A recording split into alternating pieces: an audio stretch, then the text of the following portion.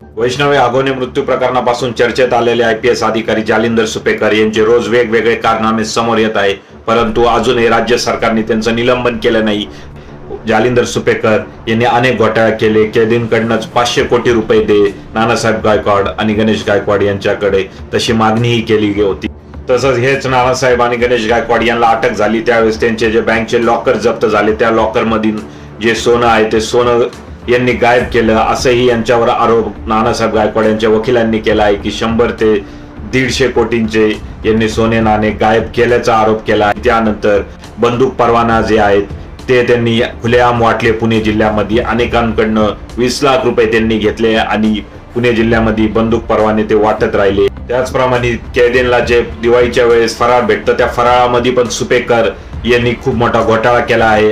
1200 रुपये किलोची काजू कतली महाराष्ट्रभरातील तुरुंगातील कैदींना मागच्या दिवाळीमध्ये सुपेकर यांनी खायला घातली, परंतु ह्या कैदींनी ती काजू कतली खाल्लीच नाही, कारण ती काजू कतली फक्त कागदावर बिल मंजूर करून घेतले, सरकारकडून निधीही जास्त घेतला, परंतु कैद्यांना मात्र हलकी काजू कतली, हलके फराराचे पदार्थ जे लोकल मार्केटमध्ये भेटतात ते पदार्थ खायला घातले, ज्यांचा दर जे यांनी दाखवलेला जो दर आहे, जो दर यांनी दाखवला होता तो हल्दीराम चितळे यांचा दर होता आणि यांनी लोकल मार्केट मधील काजू कतली व दिवाळीचे फराळाचे पदार्थ कैदींना खाऊ घातले आणि अशा रीतीने करोडो रुपये यांनी खिशामध्ये घातले स्वतःच्या। आपल्या पदाचा फायदा घेऊन हजारो कोटींचा घोटाळा केला आहे। सुपेकर सारख्या निर्लज्ज अधिकाऱ्यांचं निलंबन झालं पाहिजे महाराष्ट्रामधून। एवढे मोठे भ्रष्टाचार हा माणूस खुलेआम करत आहे, परंतु तरीही त्याला पाठीशी घालणारे कोण आहेत तर अंजलीताई दमानिया यांचं म्हणणं आहे की अजितदादा पवार हेच त्यांना पाठीशी घालत आहेत, तसंच देवेंद्र फडणवीस